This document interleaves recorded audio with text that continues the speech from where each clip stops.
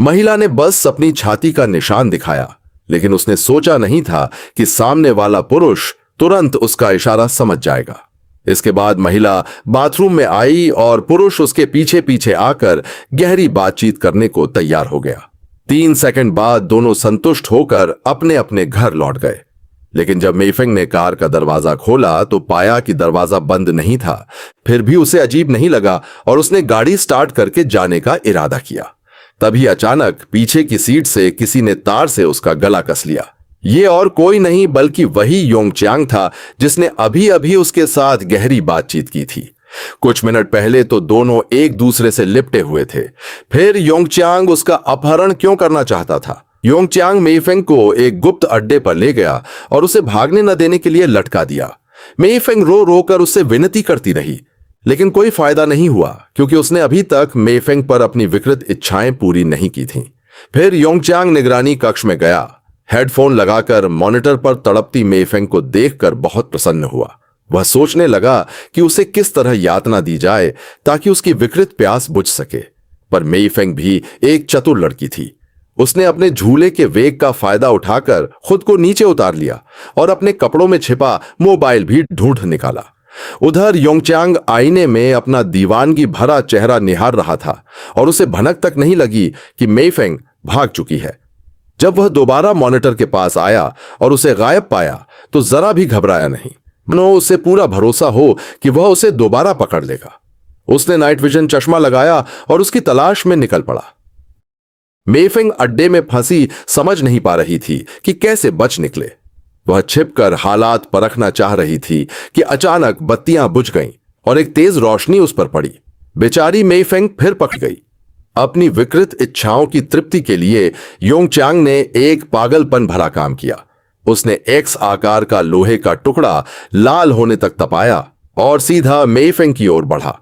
जलते मांस की गंध फैली और मेइफेंग बेहोश हो गई। उसके शरीर पर अब एक्स आकार की एक स्थायी छाप पड़ गई। अपनी विकृत हरकत को अंजाम देने के बाद योंगचांग ने एक मिनी वैन से उसे सुनसान उपनगर ले जाने की तैयारी की। यही वह जगह थी जहां वह अपराधों के सबूत छिपाता था। जितनी भी लड़कियों को उसने मारा था वे सब यहीं दबी पड़ी थीं। तभी मेइफेंग की आंख खुली और उसने कार में हथकड़ी की चाबी ढूंढ ली। जैसे ही योंगचांग वापस आया वह मौका देखकर गहरे जंगल में भाग गई। लेकिन विकृत योंगचांग बहुत आत्मविश्वासी था। बिना जल्दबाजी बिल्कुल बेफिक्र होकर वह मेइफेंग को भागते हुए देखता रहा, क्योंकि उसे पूरा यकीन था कि वह उसकी पकड़ से बाहर नहीं जा सकती। योंगचांग पीछा करते हुए एक खंडहरनुमा मकान तक पहुंचा। अंदर से मेइफेंग बाहर खड़े योंगचांग को देखकर सिर्फ बेबसी से जल भुन रही थी। वह वध होने वाली भेड़ की तरह देखती रही कि योंगचांग दरवाजा खोल रहा है और वह कुछ कर नहीं पा रही। अपेक्षानुसार मेइफेंग फिर पकड़ी गई और एक स्टूल से बांध दी गई। योंगचांग ने उसे शब्दों से भड़काना शुरू किया, लेकिन इस बार मेइफेंग ने दबकर नहीं रही और सीधे एक ठोकर से योंगचांग को धक्का देकर खुद भाग निकली। वह एक पुरानी इमारत में जा छिपी। यही कहानी का सबसे बड़ा मोड़ आता है। असल में मेइफेंग भी विकृत मानसिकता की शिकार थी। बिल्कुल योंगचांग की तरह वह भी चैटिंग ऐप के जरिए अयाश आदमियों को बुलाती, उन्हें यातनाएं देती, अपनी विकृत भूख मिटाकर उन्हें मार डालती। इमारत में उसे पेट्रोल की एक बाल्टी और एक ज्वाला छड़ी मिली। बाहर जाकर उसने पेट्रोल को एक डंडे से लटकाया और उसे जलाकर विस्फोट कर दिया ताकि योंगचांग वहां खिंचाए। विस्फोट की आवाज ने सांगबियाओ का ध्यान खींचा। तभी ताइमेई ने एक डंडे से सांगबियाओ को ढेर कर दिया। उसी समय एक कार आती है जिसमें ताइमेई की छोटी बहन श्याओमेई थी। दोनों ने मिलकर सांगबियाओ को डिक्की में डाला और घर ले आईं। दरअसल यह सब बहनों की योजना थी। वे तो सांगबियाओ से भी बढ़कर विकृत निकलीं। जो ताइमेई पहले शिकार थी वह अब शिकारी बन गई थी। उन्होंने तारों से सांगबियाओ को कुर्सी से बांध दिया और ताइमेई ने सफेद शराब सीधे उसके घाव पर उड़ेल दी, जिससे तेज दर्द से सांगबियाओ की आंखें खुल गईं। लेकिन उसके इंतजार में तो और भी भीषण यातना थी।